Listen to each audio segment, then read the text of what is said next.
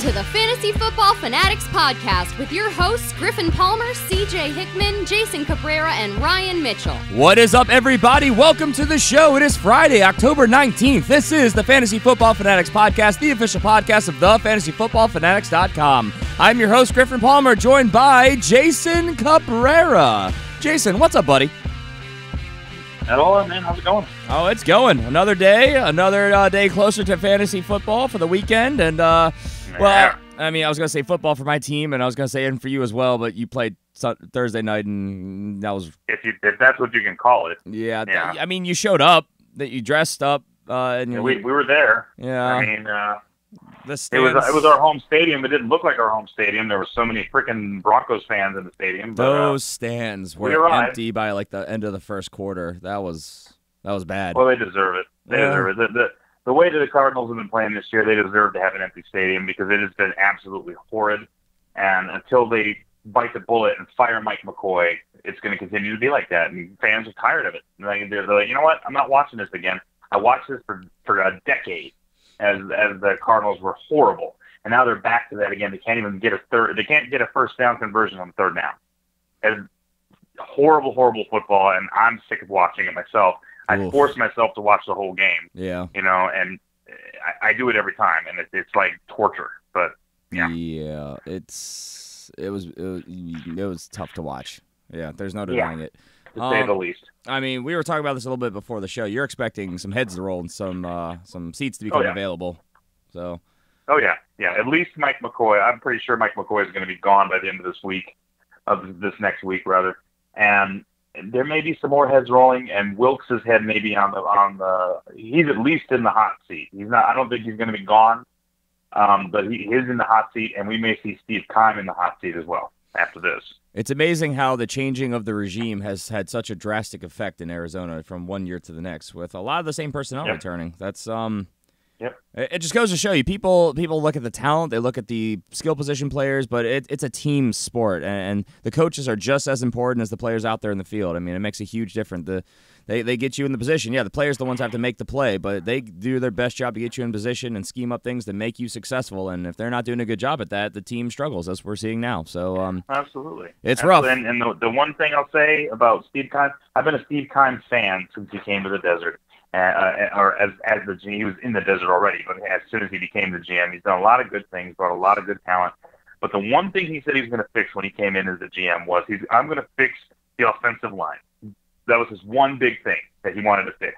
It's now been over 5 years, and the offensive line is still a mess.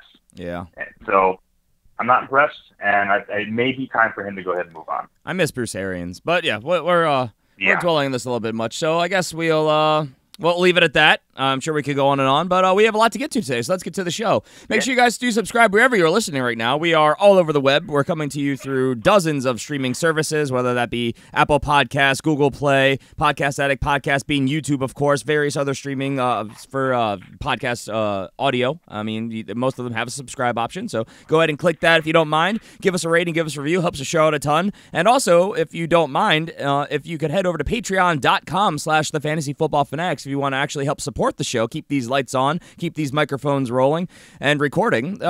We greatly appreciate that. So we try to give priority question answering, a bunch of stuff over there. It used to be a weekly show. We're hoping to bring that back soon. It's just been limitations and whatnot. So there's some definite perks going on over there. So go over there, check it out. We appreciate the support. And with that, let's get right to the show.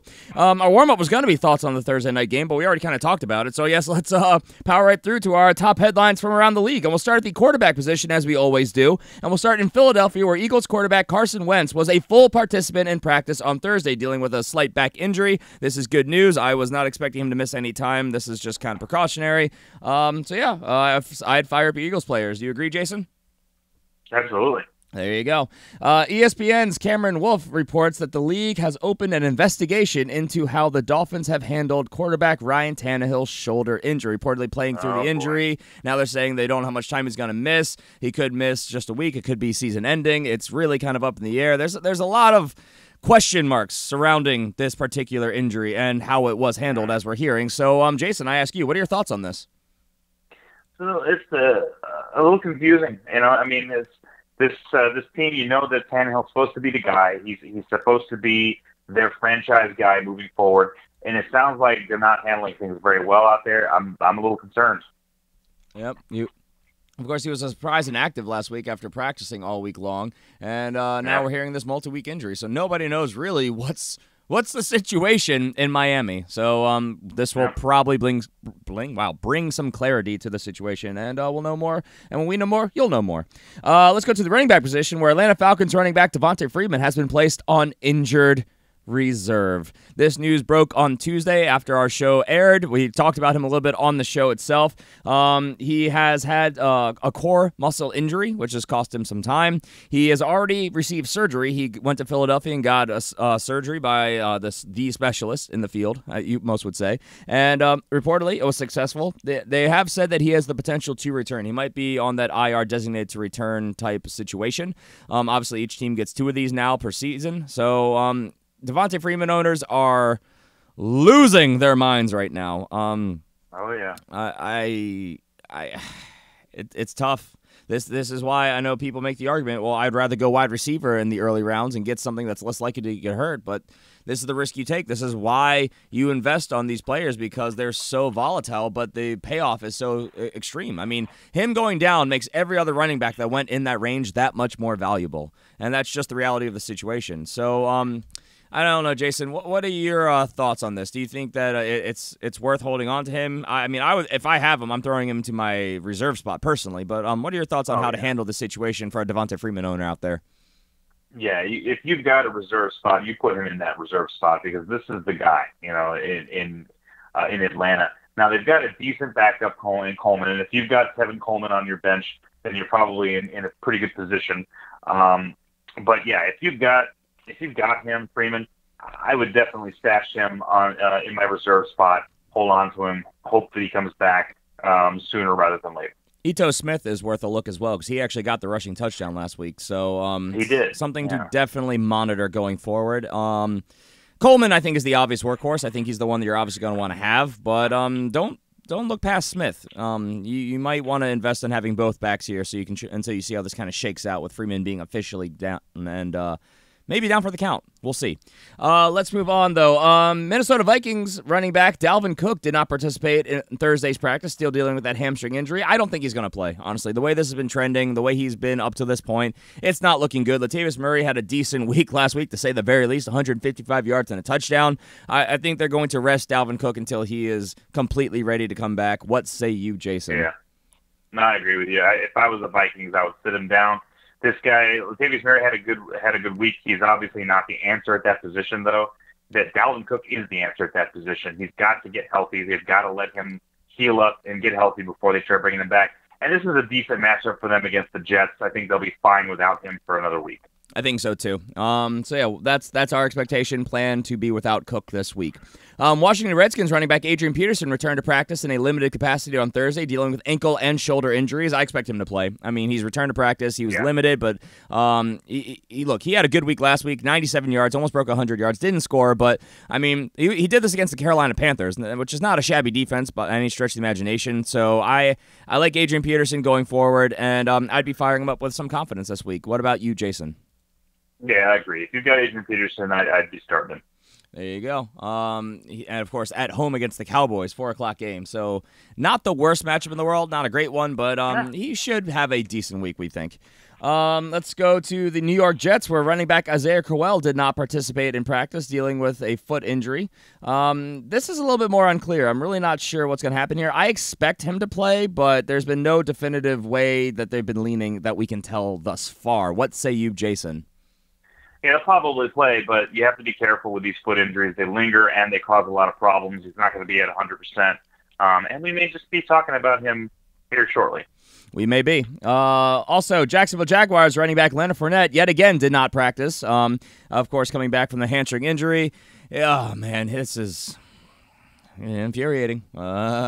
as a guy who had this player dropped on him in our league of record, I'm desperately wanting him to come back because I'm about to lose James Conner at some point. So I need a replacement.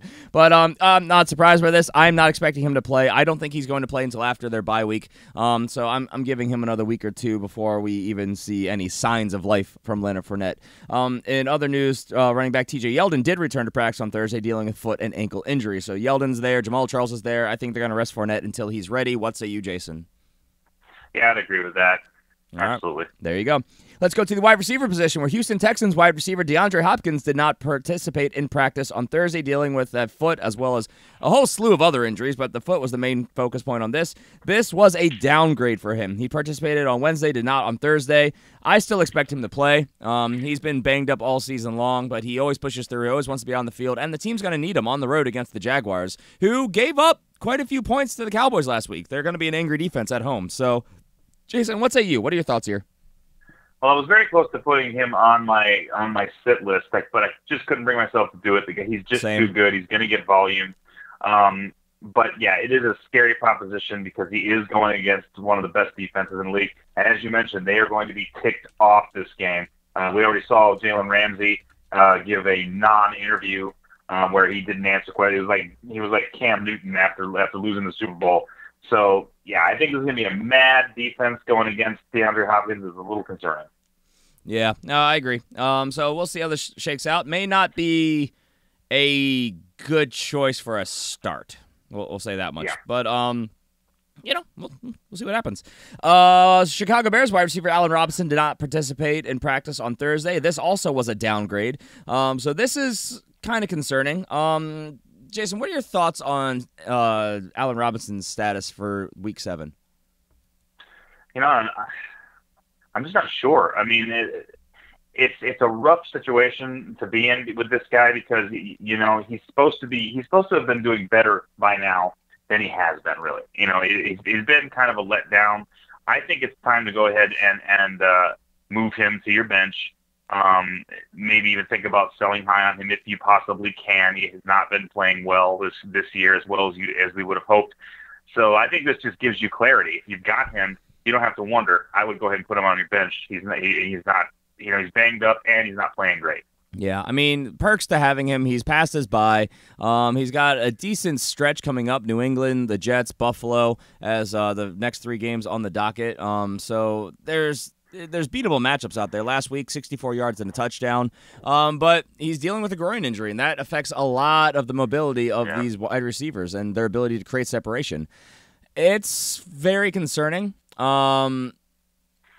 I think he plays because this was basically listed as a surprise appearance on the injury report. He didn't get Carter off the field or anything. This was not a midweek injury, so I think that they're being careful with him. I expect him to play personally. And against the Patriots, could be a high scoring affair. I'll roll the dice probably with him this week because he's scored touchdowns each of his last 2 games, so I'm hoping that trend continues. Let's move on, though. Indianapolis Colts wide receiver T.Y. Hilton returned to practice, so that's good news there. He's obviously missed quite some time. I expect him to potentially... man, I don't know. Do you think he plays this week? Yeah, I'll probably play. See, I think he will. I just don't know. They do not want to lose another game. I mean, this team is a team that has lost too many close games. They do not want to lose another game. They need him in this game. I would expect him to play. But do they need him? They're at home against the Bills. But then again, we said that when the Bills traveled to Minnesota and they stomped the Vikings. But you're also talking about a team that's won how many games? Yeah. They can't take anything for granted at this point. They need a win. Yeah, man, this is not how you expected it. The 2-4 Bills traveling to the 1-5 Colts. Yeah, exactly. Did you ever think, at the beginning of the season, if I told you the Bills at this point in the season were going to have a better record than the Bears, the team they're playing, crying out loud, and the Cardinals, yep. What would you have told me? No way. There's no way. Better record than the Colts, Cardinals, 49ers, and Giants. Yep. Ugh. And a similar record with a number of other teams that we thought were going to do better, like Detroit, Tampa Bay, as a couple for instances that we thought that were going to be decent teams. Yeah, Yeah, all good points. Yep, let's move on. Ted Ginn, New Orleans Saints wide receiver Ted Ginn Jr. has been placed on injury reserve. This shocked me. I did not see this coming. Did you, Jason? There was no indication. I mean, I hadn't heard anything about him being banged up or being hurt or anything like that. So, yeah, no, this came kind of out of the blue for me. I mean, he's dealing with a knee injury, so right. I don't know if this is a because I mean, obviously he's missed time. He hasn't played since week 4, but there was no indication to me that he was a candidate for injured reserve. I don't know if he's going to be eligible to return. I don't know if he's like somebody that they're going to even focus on that being a potential for them. I don't know. This really kind of caught us by surprise. They put him on injury reserve on Thursday, so yesterday. Just very unexpected, and there's not a lot of news surrounding it. We're expecting more news as we probably get through the Friday interviews and final walkthroughs, but as of this recording, it's very limited. I know he got an IR, which I guess revealed some stuff they didn't like, which I'm assuming is the situation, but yeah, this was very unexpected, and I gotta say, the timing I'm pretty happy with because, going up against my Baltimore Ravens, so down their outside weapon. So, Ted Ginn, if you are an owner of him, which I see he still has a 30% ownership percentage, that should not be the case. You should definitely move on. He's barely he's a fill-in waiver wire type guy anyway, and being on IR, he's not worth taking up a bench spot, so I would definitely be dropping him. Let's see. Let's go to Washington, where Redskins wide receiver Jamison Crowder will miss a few weeks with a sprained ankle. That's not good news there, but not surprised. We heard that there's a potential he might miss some time. And then New York Jets wide receiver Robbie Anderson returned to practice on Thursday dealing with a hamstring injury. I expect him to play. And honestly, probably have a pretty good game. What say you, Jason? Yeah, I'd agree with that. There you go. All right, last bit of news. Let's go to the tight end position where Carolina Panthers tight end Greg Olsen was limited in practice on Thursday dealing with that foot injury. That foot injury is going to linger all season long. Expect to see him on the injury report every single week. I'm not buying into it as being necessarily something that's going to bench him unless it gets worse, but as of now, I expect him to play. Do you agree? Yep. There you go. All right, with that, let's move on to why everybody's here. We told you this is going to be a rapid-fire show. We are getting into our topic of the day, our starts and sits for week number 7. Now, reminder, everybody, there are 4 teams on a bye this week. First one of the season. There are the Green Bay Panthers, the Oakland Raiders, the Pittsburgh Steelers, and the Seattle Seahawks. So if you have investments in these teams, if you have starting players from these rosters, get them out of your starting lineup because obviously that's not going to help you very much. But yeah, let's move on. We're going to start with our starts of the week, and I am starting with Matt Ryan. Matt Ryan, look, he was my start of the week last week, only because CJ got Jameis Winston before I could, but they were the top 2 quarterbacks on the week, 2 of the top quarterbacks on the week, and then it was a good game, and I'm expecting him to feast this week against the Giants. The Giants are traveling to Atlanta. Atlanta really, like we were talking about these teams that need a win, they really need to keep winning to keep pace in this division, and I just really think that the 2-4 Falcons have what it takes to beat the 1-5 Giants coming into their house on Monday Night Football. What say you, Jason? Do you agree with that? Yeah. No, I think Matt Ryan has been playing extremely well past couple of weeks. He's starting to pick it up and get his groove. He's been one of the better. He's been one of the better guys, really, quarterback wise in fantasy. So yeah, I think I agree with that completely. There you go. All right, your start of the week, Jason. My start of the week is Jared Goff. Jared Goff had a rough week last week as far as fantasy goes. I mean, they won the game, obviously, but only 201 yards, no touchdowns, and he threw an interception. Didn't do great. However, this week they're going up against the lowly San Francisco 49ers. I say lowly because they just can't seem to stop anybody right now. They couldn't even stop Arizona, who's playing like absolute garbage. So expect this very high-powered offense to be clicking on all cylinders. Jared Goff probably going to have himself a nice week. There you go. All right, let's move on to the running back position where I am starting Cincinnati Bengals running back Joe Mixon. By the way, I wanted to put Jared Goff as my guy, but you beat me to it. Joe Mixon is my starting running back of the week. He's going on the road to Kansas City, where the Chiefs have been abysmal against the run. Joe Mixon has been very, very good in his 2 weeks back since coming back from injury from that little knee scope that he got. I really like him to keep rolling this week. I think he is a safe plug-in for an RB2 with definite RB1 upside this week. Start Joe Mixon with confidence. Jason, your guy. My guy is Kerryon Johnson. I really, really like this kid. I think, and we talked him up throughout the offseason as we headed into the season this year, and he's been looking really, really good. in the limited amount of time that we've seen him. I think he's going to do very well against Miami. Miami has not been able to stop the run this year so far. They've given up quite a few touchdowns, quite a few yards. So I have a feeling Kerryon Johnson is going to have himself a breakout game this week. He's my start. There you go. We talked him up too much. I know I did, because I didn't get a single share of him in my 21 fantasy football leagues. I hate everything. Dang. Oh. 21, and you didn't get him in a single one of those. Yeah, you definitely tipped your hand a little bit. A single league. Yeah. The one downside to having a podcast where everybody knows your legitimate thoughts and targets and rankings and all that other good stuff. Let's move on to the wide receiver position, where I am absolutely firing up Robert Woods. Los Angeles Rams are on the road in San Francisco, and man, could this be better? I mean, Cooper Kupp is going to be down for a while, which obviously sets up more volume to going to Dalvin Cook and Robert Woods' way. Not Dalvin Cook, sorry. Brandon Cooks. What's wrong with me? Okay. Yeah, I was going to say Dalvin Cook's not playing. Also, he's not a 49er or a Ram. Yeah, he's a Viking. So, but no, the Rams are going to the 49ers. And look, the 49ers defense has been less than stellar. They've given up 7 touchdowns to outside receivers this season, and guess where Robert Wood plays? Outside. He's in a perfect situation to be in a blow-up game, and this could be an offensive shootout, but I don't think it will be. I think that the Rams are going to crush their division rivals here. But last time these two teams met, one of the last times they met, it was a massive shootout, going back to that, Thursday night game early in the season last year. So, I mean, that was one of the most fun games of the season. So I really like Robert Woods to put up a very, very good stat line. I think he is easily wide receiver 2 with wide receiver 1 upside. He could easily, I think, finish as a top 6 wide receiver this week. So I'm firing up with confidence. I would start Robert Woods. Your guy, Jason. I just got to say, I love me some Robert Woods. I got him for cheap in our league of record. And, no, not league of record. It was a different league. Sorry. But somebody called him the third string wide receiver. That's laughable. It's hilarious now. Anyway, my guy is, and I love saying this guy's name, A.J. Green. I really like A.J. Green this week. Going into a really, really good matchup with Kansas City. Kansas City got a great offense, but their defense is not so great. Tyler Boyd has been playing extremely well, but I see this as a chance for A.J. Green to kind of take a step forward. People are going to key on Boyd a little bit more since he's been kind of the guy there recently, and Green's going to have himself a game I believe he's going to feast. There you go.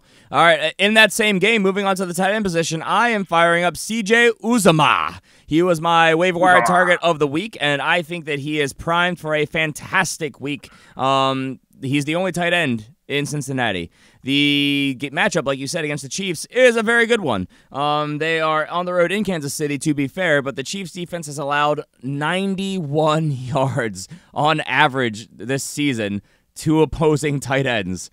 What? So that's so many yards to be had. He's targeted 7 times, so he's definitely a focal point in the offense. I think he's obviously a big body, so he could be a body that's used in the red zone as well. They're going to be probably focusing on taking out A.J. Green, which I don't think they'll be able to do. But in those times so they don't want to throw the ball to A.J. Green, it could very easily be C.J. Uzomah who's getting you a nice maybe 1 or 2 touchdown week. I might be bold enough to say that. That might be a bold prediction for me. So I like C.J. Uzomah as a boom-bust tight end this week with a very good matchup. I think that his floor is high enough that there really is no bust potential, but we got to preference these things. But yeah, I really like him this week as a safe play, and if he's out there, maybe a streaming candidate with a lot of key tight ends on a bye this week. So yeah, CJ Uzomah is my guy. Jason, your guy actually was the other one that I wanted, but again, you beat me to it. So tell me about your guy. Aha. David Njoku over there in Cleveland. I have a feeling Cleveland's going to have a nice game. They're going against Tampa Bay. Tampa Bay is the absolute worst team in the league right now against the tight end. And he is coming off an excellent game where he got a touchdown and 55 yards through the air. So I like David Njoku in this game. His rapport has been increasing every single game. You can see him getting more and more comfortable. The matriculation of David Njoku is going to come to a head this week. There you go. And those are our starts of the week. Moving over to the sits of the week, I am starting at the quarterback position with Marcus Mariota. Marcus Mariota had an abysmal week against my Ravens' #1 defense last week, and they are on the road yet again, this time going to Los Angeles to play the Chargers. The Chargers are still a very good defense, and I just don't see a way that Marcus Mariota is going to be able to succeed very well against this team. I think they're going to be forced into a passing game script where obviously Marcus Mariota succeeds a lot better when he's got a little bit of time to do read options, run the ball, be a little bit mobile, create plays. They're going to be probably blitzing him because they're going to take the run out early, and I don't know if Marcus Mariota is going to be able to get it done against this Chargers secondary. The Chargers defense, by not being one of the elite ones in the league, they are definitely a upper echelon one, and they are getting healthy at the right time now in the middle of the season. So I really think Marcus Mariota will struggle. There are better options I like, definitely better streaming options. So I would be looking elsewhere than Marcus Mariota this week. Your guy, Jason. My guy is Deshaun Watson, for the very simple reason that he's going up against pretty much one of the best defenses in the league in the Jaguars, at the Jaguars. That's kind of scary. He's coming off a rough game against Buffalo where he threw 2 interceptions. Luckily, they won the game, but 2 interceptions is bad. He's also thrown at least 1 interception in every single game he's played this year thus far. So look for Deshaun Watson to struggle this week. There you go. Moving on to the running back position, I am sitting Dion Lewis. Your guy. Yeah, my guy.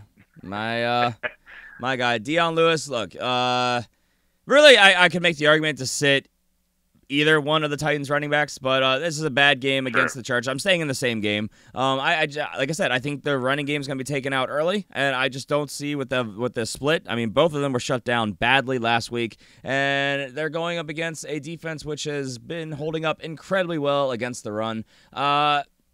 Their only one time they've given up a top 25 performance was to Todd Gurley. So the rest of the times they've had people below that. So very good against the run. If you aren't following the statistical breakdown, I just don't like it. He's in a committee. It's a bad situation. Don't start Dion Lewis this week. Your guy, Jason. My guy, pains me to say his name here, but Isaiah Crowell. Look, Isaiah Crowell's had a couple of really nice games. However, they've been against not great defenses. When he has had to play against a good defense, and that'd be like Miami, Jacksonville, he has done horribly, and they're playing Minnesota. So more than likely, we're going to see Isaiah Crowell not have himself a great game. There you go. All right, at the wide receiver position, I am sitting Houston Texans wide receiver Will Fuller. The Texans are going on the road into Jacksonville, and the Jaguars are going to be angry. The Jacksonville Jaguars haven't allowed a touchdown to an outside receiver yet, which is Will Fuller. It's just a really, really scary matchup. Man, Will Fuller, he's super boom bust as it is, going against one of the elite defenses in the league right now in their house. They're angry after last week. He's a little bit banged up. It's just a recipe for failure. If you really need a boom play, I mean, he's definitely that guy, but the bust potential is incredibly high, so I would definitely be looking somewhere other than Will Fuller for week number 7. There's plenty of other streaming candidates I like a heck of a lot more. Your guy, Jason. My guy is someone that's been very good over the last 4 weeks, and his name is Calvin Ridley. The last 2 weeks he hasn't been so great. But before that, he was doing very, very well. He was a big part of that offense, but all of a sudden, he's kind of taken a step back. And I think that's going to continue. That trend is going to continue.